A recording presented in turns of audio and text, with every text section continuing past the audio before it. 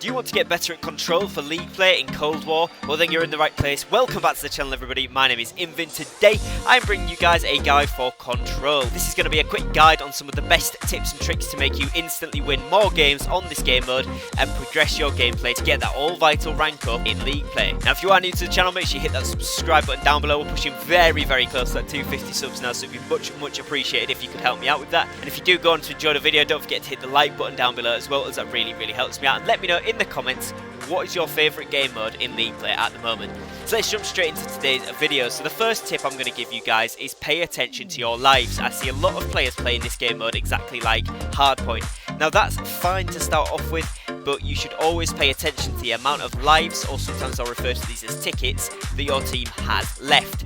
Now each team starts off with 30, providing you have a full team of 4. If somebody leaves, that does deduct a life per player left, but let's go on the basis that it's a 4v4, you've got 30 lives per team. Now a really good strategy for this is to try and play for a pick or 2, so a kill or 2 straight off the start of the round each time that you get into a round, as this puts you instantly at an advantage, both in terms of attacking or defending that site, particularly if you push with your other teammates, but it also means that you're already up on those lives. Now lives are going to be the most important thing when you are attacking, because you're going to need a certain amount of lives to get onto that point, and the enemy team can just sit back and wait for you to push. Equally, when you're on defense, you can just run down these enemy lives very quickly by not pushing any obscure angles and just holding the objectives down very clinically will get you a lot of kills very quickly, and it's very easy to get those lives down. When you are attacking, if you go on kill streaks or you manage to get a good push to the objective, this is really going to help your team out. The more kill streaks you can go on in Control, the better your team will do, as technically you can win the game mode just by getting 30 kills in the allotted time. So it's worth noting that every kill really does count. The second point for Control here is to watch out for the time.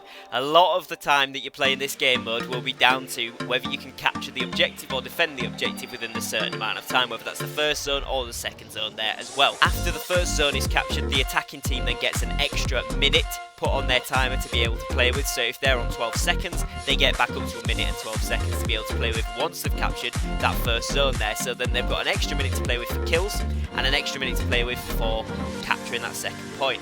Now, when you're on attacking side, what you should do once you get this extra minute is play for tickets, play for lives, get a few of those kills going so that the enemy team has less lives to defend with and is more likely to play recklessly.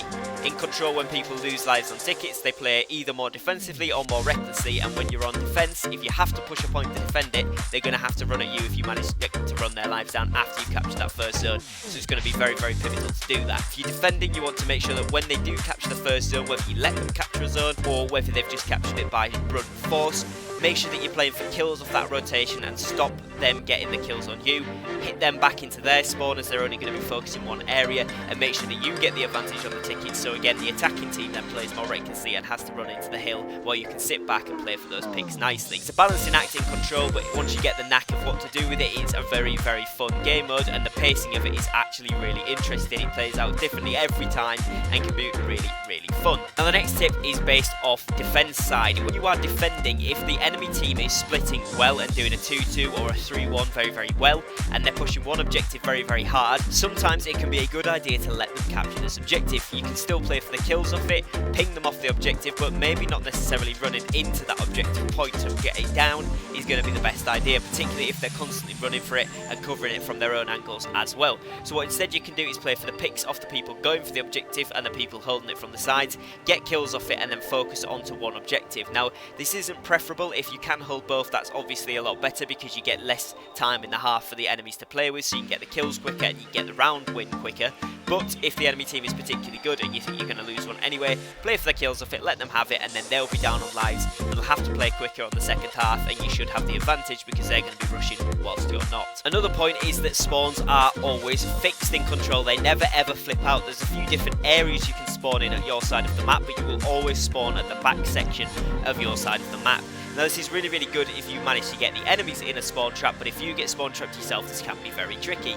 My best advice would be to switch to an AR if you're running an SMG, or if you are running an SMG, use all the cover you can, get up close and try and kill the players pinning you down.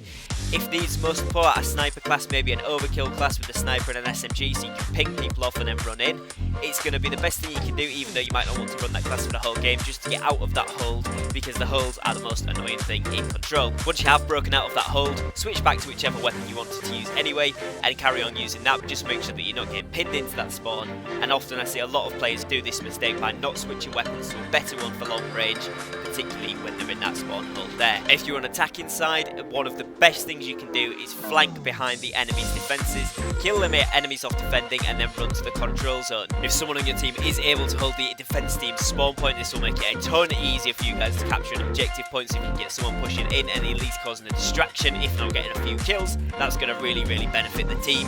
But just holding those angles from your side of the map equally is going to be beneficial, as you're going to be able to take those points, capture them, and the team is going to get the kills on the enemy off the rotation, which is going to be super helpful. And the final tip here is going to be something that I see again a lot of players making the mistake of. When you push an objective together, it's the fastest that that objective will be captured.